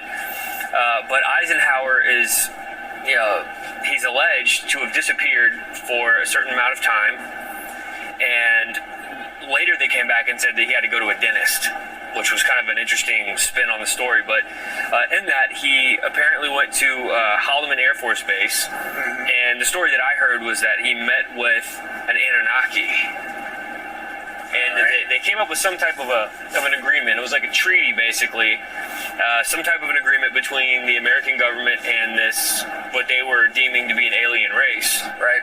But then what was crazy about it was that after that moment in time, like once they established this alleged treaty, there was like an every 10-year period where these Anunnaki beings would come and meet with high-level government leaders, like every 10 years. That was the story that I heard. Right. So I'm familiar with that, but I heard a little bit of a twist. The way that I heard this treaty go down was that at the time Eisenhower was going to meet with these entities, they were going to have an agreement with the Greys, and it would be eventually called the Treaty of Greada, or the Greada Treaty. But during those negotiations, that's when an Anunnaki, Nordic, Veracocha, Shining One's race interrupted those negotiations and said, "You don't want to deal with these backhanded snakes. They're our enemies. You don't want to do that, but you want to deal with us, and we'll trade technology with you, and we won't compromise your people in any way." But there was one condition, Justin. They said you have to give up your nuclear weapons. And so the way I heard it go down was that all the United States government officials met and said, "There's no way we're going to lay down our biggest weapon. It could be a trick, or just didn't trust, going to negotiate out of weakness." So they went ahead and made a pact with the Greys called the Greada Treaty, and it included the ability for these things to abduct certain numbers of people per year, as long as they reported it, and no harm was supposed to come to the humans that they were checking on. Kind of like, we understand you're going to do scientific experiments, we can't stop you, so we'd rather have it be controlled. But of course they didn't stick with it, and they just started doing what they wanted to do, and it kind of went awry from there. So the story is that there was two classes of entities that were a part of this whole ordeal. right, that's where I heard it go down. The quote-unquote Anunnaki, or whatever, the higher of the two, they said you don't want to mess with the gray aliens. The Greys are basically our enemies. Now that's interesting because Eisenhower's one of his distant relatives, she's traveling around talking about a treaty with the gray aliens. Now, I haven't gotten into all the details about what she actually says. She does have kind of a new age leaning, and she's very popular amongst the alien crowd, the ones that believe that the aliens are going to be the saviors. But that would be interesting because it's kind of been in the back of my mind, as well as other researchers, that at some point there's going to be this imminent threat of an evil alien race, and then you've got these good aliens that are going to step in, and they're going to say, "Hey, you know what? We're going to join forces with the governments of the world, or with the United States government, and we're going to help defend humanity from these evil alien, these nefarious alien entities." Right. Now, that completely goes against any biblical narrative. Obviously, they're all evil if they're interacting with mankind and bringing any type of strange doctrine. So my thought on that would be that it was setting the scene for a later coming event where they're going to say, "Remember, we told you not to agree to anything with the these Greys." Exactly. And remember, we told you to get rid of your nuclear weapons or your nuclear power, and now look at the mess you're in when an earthquake goes off, say, and 3 of our major reactors have ruptured, and they can come back and say, "Hey, scoreboard, we told you not to do this, and now we have to bail you out." So if they're saving us from a parasitic, abducting race like the Greys, or if they help us with a pandemic, or they help us clean up our nuclear problem, they're going to be able to say, "Look, this is what happened then. We should have came out and told the people, and now they've proven they have our best interests at heart, right? And win the hearts and minds of people." And that's why they call the Great Deception great, because it's going to be devious, and how they pull it off, if that's indeed where this is all headed. What's really interesting about that is that a lot of times when you hear stories of people who are having these close encounters with the gray aliens, it's always a nefarious entity. Like they're not good.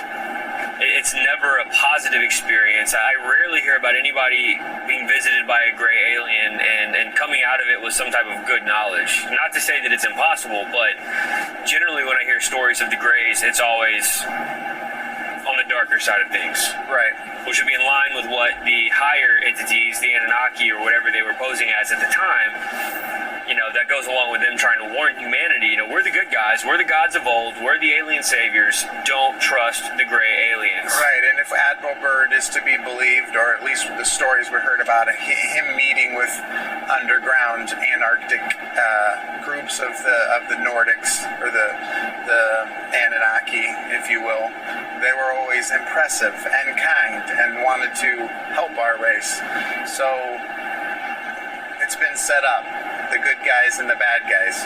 At least that's how we see it. That's definitely interesting when you consider that Admiral Byrd, while inside the Hollow Earth, according to his diary, of course, one of the main reason for them bringing him down there was to try to let him know that this higher entity race, the advanced civilization of the ancients, that they were not happy with the nuclear bombs that humanity was toying with. And that was such a big deal. That was a major highlight of his diary that surfaced later, getting into the whole nuclear weapons, and they did not want humanity to play with that technology. Right. I think the infamous Phil Schneider in one of his From the Grave YouTube videos even shows a nuclear test on Bikini Island where the plume is going off in the background, and he has a shot of a saucer hovering there, watching the nuclear bomb go off, as if they're monitoring this with pain, that this is where humanity's going. And the Disclosure Project, I believe one of the people that testified in that was a missile range expert, and they had footage apparently of one of their missiles going off, nuclear missile test, and a craft coming right up and going around it as if it wasn't affected by the G's. This missile is traveling at thousands of miles an hour, or whatever they travel at, and this craft was going around shooting it with like a red beam to kind of study it. And he testified that was something he saw firsthand. So there's a long track record of something benevolent, supposedly, watching, look what humanity's doing. They're going down that track that we've seen other races do, and at some point they're going to have to save us from ourselves, Justin, and that's just going to be the lie and the narrative they want to release. That's how I feel about it. That's one of the things you mentioned the Disclosure Project. We were checking that out with Dr. Stephen Greer, and one of his main take is that basically we don't have anything to fear from them. They are benevolent. They're going to look out for our best interest. But even more so that they're scared of us. They're scared of our technologies, such as the A-bomb and different things like that. And a lot of the different sightings that have taken place throughout history have been documented to be around nuclear facilities. So there is that, and that does parallel with the Admiral Byrd take on things. But I have to totally disagree with them being scared of us. Like, humanity would be able to defend themselves against fallen angels or higher entities or what have you. It's unbiblical is basically what I'm getting at. They've got their plan for humanity to walk right into in the end times, and basically with the final destruction of humanity that's going to play out with the arrival of Antichrist, and with the misleading people and the religious aspect of all paths lead to one, and here's the savior of the world that's going to be presented to man. So you have all that stuff lining up, and I just see that the fallen angels or the higher entities, they're basically just going to be playing their part to usher that in. They're not benevolent. They're malevolent. They're trying to usher in their agenda, and it's not really dependent upon humanity. It's I think it's out of our hands as far as that goes.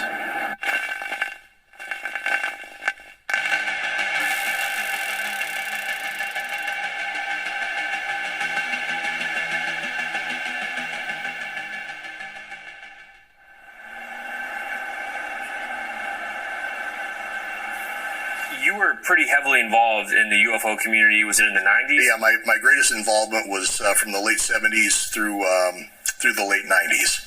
And what were you doing exactly? What was your mission? It was an intellectual quest for me. Essentially, I was fascinated by the whole topic. I worked with NICAP early on. I had got a lot of contact with APRO, the Aerial Phenomena Research Organization, and I ended up as a state section director and then a state director for MUFON for Nebraska. Worked with Citizens Against UFO Secrecy. I was on their board for a while. Just a number of various organizations that helped me to satisfy my own intellectual curiosity. Now, when we think about this alleged group, the Collins Elite, I was under the impression from what I've heard, and again, this is why we're meeting, because I need to be able to separate the rumors from what actually took place. Sure. You were contacted by members of the Department of Defense. Correct. Can you walk me through what exactly took place, what you were told? I was contacted by phone. The gentleman wanted to meet with me. He and a colleague said they wanted to meet with me. We arranged a time, met actually not far from here at another hotel here in Lincoln. They explained to me what was going on, the project with which they were involved, and their concerns that it was not only unethical and immoral, but that it was a program that was really connected with the demonic, with satanic forces. They described research into psychic phenomena, psychotronic weapons, the attempted perfection of an ability to kill people at a distance psychically with only the power of the mind, numbers of things like that. They also mentioned the fact that some aspects of this had slipped into much the same thing as satanic worship in a way to connect, to contact what they referred to as NHEs, non-human entities. They didn't refer to them as aliens because they were certainly aware that these were, although they could manifest in a physical form, they were not, in the common sense, what we would think of as extraterrestrial. They would fall more into what John Keel termed ultra-terrestrials, from some other dimension, and I would argue it's a spiritual dimension. What exactly is the Collins Elite? The Collins Elite is a term that I did not run across until years after I'd had contact with two researchers from the Department of Defense. The best way I can describe the Collins Elite is a group of researchers within various government programs that are attempting to utilize psychic abilities, establish contact, and gain information from non-human sources. These people, these men, because of their Christian faith, oppose this because they see the evil that is inherent in this. They understand that for every good thing that we seem to get from it, every gain in technology that we may accrue, we pay a price. And the researchers that I was in contact with were very much aware of that everyone involved with the project understood that these entities, these non-human entities, are not neutral, they are not benign, and that there is a price that's paid spiritually, emotionally, and psychologically by everyone who's involved with this. And it's not a very pretty picture. I found it very interesting and somewhat puzzling that they would approach me. And the only reasoning that they gave me was that I had a well-established reputation as a researcher in this field, the field of UFOs and paranormal activity, and the fact that I was a Christian pastor. And they thought that I would bring a good combination and a good depth of knowledge of both of those areas and could bring that to bear on that.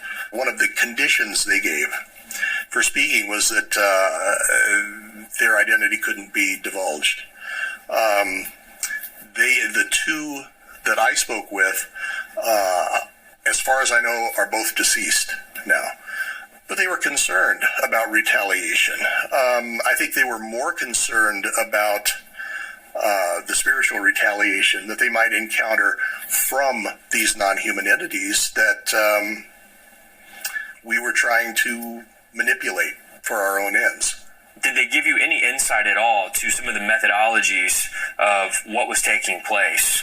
They'd used terms such as satanic rituals. They hinted at possible human sacrifice.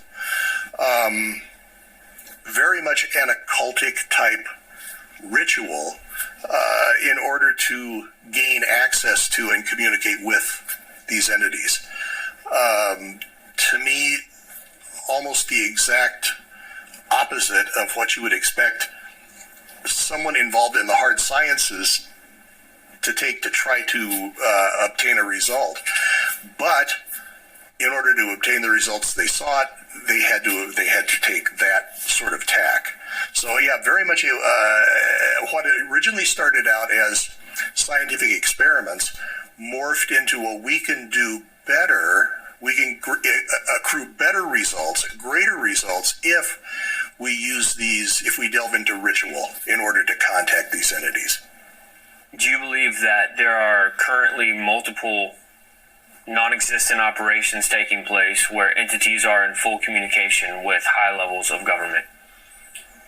I've not seen any indication that it has stopped or that it's been replaced. I think it's still going on and possibly expanded over what it was when I was contacted by these men. Do you have any input or an opinion on what we're dealing with here? Are we dealing with shapeshifters? They're all the same? Is it a hierarchy? What are your thoughts? Depending on who creates the taxonomy, there are 10 to 15 different major groups of what researchers will term aliens, that people encounter. And I have no doubt, I'm convinced from the research I've done that what's happening is real. These people are meeting these entities. The only thing I'm not convinced of,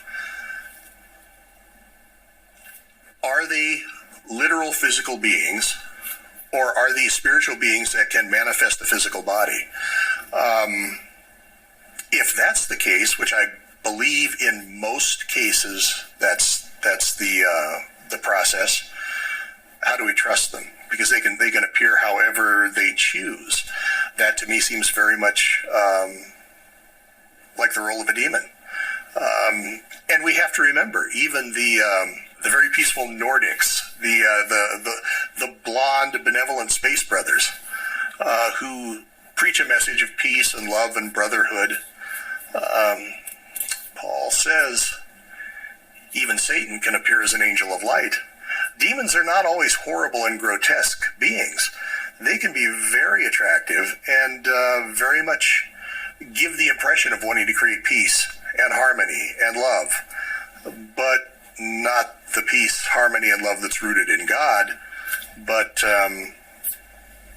a deception. When you've got the polytheistic Greeks who, the root word of what we call demons today was daemon, and I was kind of surprised to learn years ago that it was actually a positive idea. It was not a negative thing. In America, we think of the devil horns and, scary demons, Sure.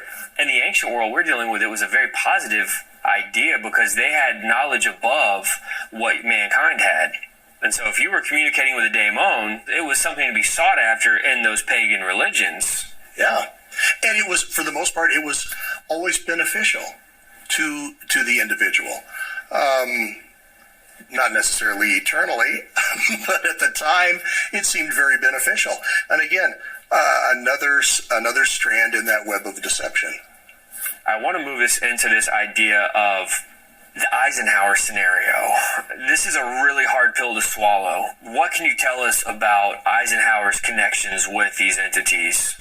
There's information, there's some documents, some letters written by Meade Lane and others that seem to be in the know to a degree, that in 1954, Dwight Eisenhower disappeared for an evening. The excuse that was given was that he was rushed to a dentist for a dental emergency. The story that seems to be pretty pervasive is that he was actually taken to Holloman Air Force Base, where he met with non-alien. And allegedly some sort of treaty was signed between, at the very least, the United States government and this entity for the exchange of technology. What we promised to give them in return for the technology, I've never seen a lot of description given about what that might have been. And it may be that no one knows for certain, other than a very limited number of people. Eisenhower's granddaughter is a great proponent of saying this did happen. This is an actual event embedded in family history and well established in terms of the family recognizes that this happened. That is one, I think, of the opening doorways into contact with these non-human entities. With the two gentlemen who spoke with me talking about non-human entities and the attempt to contact them, I can see the Roswell crash fitting into a timeline of disclosure, if you want to put it that way, that could lead eventually to the governments of the world saying, yes, we've been in contact with, as I believe they will term it, extraterrestrial civilizations. And they're much more technologically advanced than we are. They're helping us to get past our problems and help us to grow and create a better society. And out of that, I believe, will come a statement, a series of statements that will lead us down the path to be led to believe that because of the great technological advances that this civilization has, they're also just as spiritually advanced. Because of the continual furor among humans over religion, I think that will be seized on as the perfect opportunity to revoke all current religions and establish the one world religion. Because obviously, if these beings are from somewhere else and they're so much more technologically advanced, they must be just as spiritually advanced as they are in terms of technology. So we've got to follow them. And there you fall into that incredible web of deception. And I see that. I see the web spread out, and I see the edges beginning to lift up to encase as much of humanity as it possibly can. A lot of people don't understand how you can even bring the idea of spirituality into a question like this. I, on the other hand, with my background, can't understand how you can avoid bringing spirituality into this question, because that's the root. That's the root of it. And those who go in with their eyes half closed do so at their own peril. They do so at their own peril. It's dangerous business. It's a reality. It's part of our reality as Christians, as those redeemed by the Son of God, within whom the Holy Spirit dwells. We are under spiritual attack. We have that realm to our lives that we need to contend with. I think the church is negligent in not teaching spiritual warfare and the reality of spiritual warfare to its members. It's an important component, and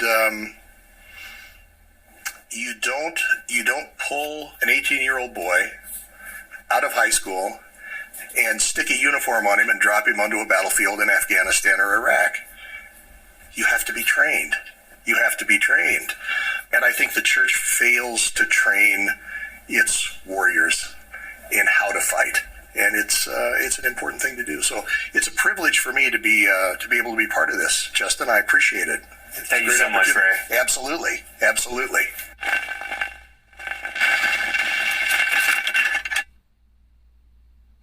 Being a part of this investigation has been a real eye-opener for me, to get to hear intimate testimonies of personal experiences.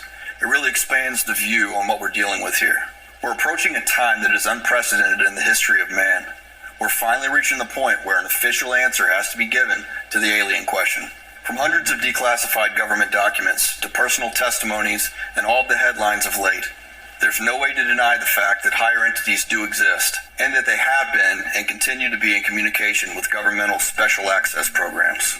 It's only a matter of time before the situation is revealed to the public in a specific way that they want society to perceive it. History shows that with any truth shrouded in secrecy, first it's downplayed and whitewashed to deem any believers as lunatics and conspiracy theorists. Then it's presented in movies and TV shows as comedic and fictitious. The next step is to carefully craft exactly how to present it to the population in a way that they should believe it. Now we're at a point where mainstream media has to give an answer to the alien question. And it's no longer a conspiracy theory. Now it's a real issue that is being carefully manicured for disclosure. So what are these beings, and how will this story be presented to the world? Government documents dating back to the 40s state that these aren't interplanetary, but that they're interdimensional. This parallels with biblical accounts of fallen angels. The Bible gives accounts of the divine council in Deuteronomy and Psalms. These are the sons of God, angelic beings, higher entities that the Lord has given control over the nations. Job documents the sons of God going with Satan to present themselves before the Lord. As with Satan, he states that he's been going to and fro on the earth, up and down in it. He's also able to hold an audience before the Lord. This is an interdimensional feat. We know that he's a deceiver. He's our adversary, the tempter, the ruler of demons, and he's got an army that chose to follow him. We also know that Satan can transform himself into an angel of light, and his angels, ministers of righteousness. They have had contact with humanity throughout time, and they've been allowed and given control over this world. I'm reminded when Jesus was tempted by Satan in the wilderness. Satan offered Jesus the kingdoms of this world, all in a moment of time. That's an interdimensional accomplishment. Jesus rebuked him and refuted him with scripture. But this shows the interdimensional qualities, as well as the allowed temporary authority over the kingdoms of this world. But all things are subject to the lordship of Christ. All things were created by him, for him, and by him all things consist. This is Satan's long game. He's been waiting on his final counterfeit to be fulfilled. He's preparing the world for his man of sin to get his brief go at being world king. I mentioned the deceptive quality of Satan and his minions. The majority of the world religions have come from fallen angels appearing to men and bringing a different gospel than the gospel of Christ. Many similarities can be traced through all of them. Works-based salvation, humanism, but they all deviate from and contradict the scripture. Paul called this out and gives dire warning that if anyone preaches a different gospel than the one we preach, let him be accursed. He goes further to include angels in this warning.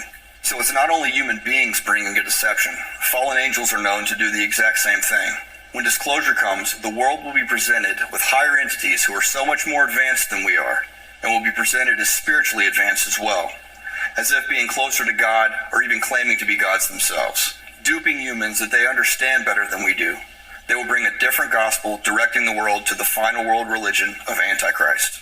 Since the beginning of civilization, higher entities have been controlling and manipulating the governments of mankind.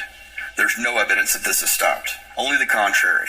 There is an interdimensional deception coming that's going to be sold to the world, and it will be a different gospel of universal proportions. This investigation proved many of my preconceived conclusions. We cannot lay a blanket statement upon the government because we've seen the rival factions coexisting in various agencies. I want to remind you that in Deuteronomy, we see that God warns and commands the children of Israel not to enter into covenant with the gods that ruled over the nations. The fact is, they have and do rule over the nations at the highest level. Satan is the ruler of this world, and he was able to offer Jesus the kingdoms of this world, further detailing that he is in control over the governments of this fallen creation until his appointed time. And his time is getting shorter and shorter. The problem is that we've been desupernaturalized, not just as a church, but as a world. The age of rationalism is here and now. We live in a time of seeing things through a dark lens of this modern rationale, which leaves so much potential for deception and missing the clear ancient understanding of this world and the true biblical narrative. We have to unlearn this rationalism. We must enter into a supernatural perspective as we approach the end of this current age. In ancient times, everyone picked a god and followed them because everything was out in the open. The gods had household names. They were always seen as the rulers of the kingdoms, high above the human religious and political puppets. The timing of all of this soft disclosure, from declassified documents to government leaks, it's all strategic, and it has been in the works for longer than America has been a constitutional nation. This soft disclosure is lining up internationally, both on the political and religious fronts, and it's all preaching a false gospel. This is the global work of the higher entities, nurturing in the great deception.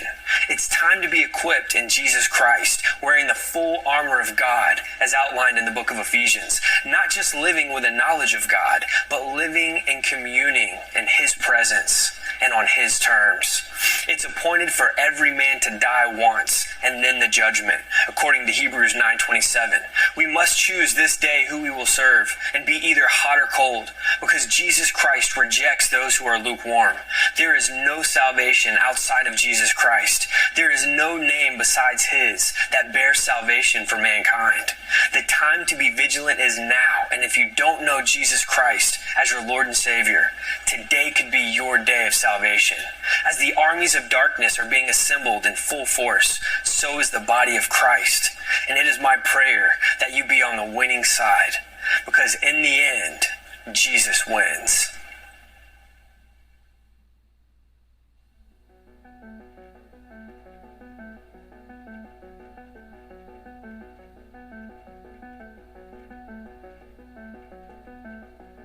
Something underground is strange as in our midst. Scientists open gateways to the dark abyss, and governments want access cause they can't resist. Their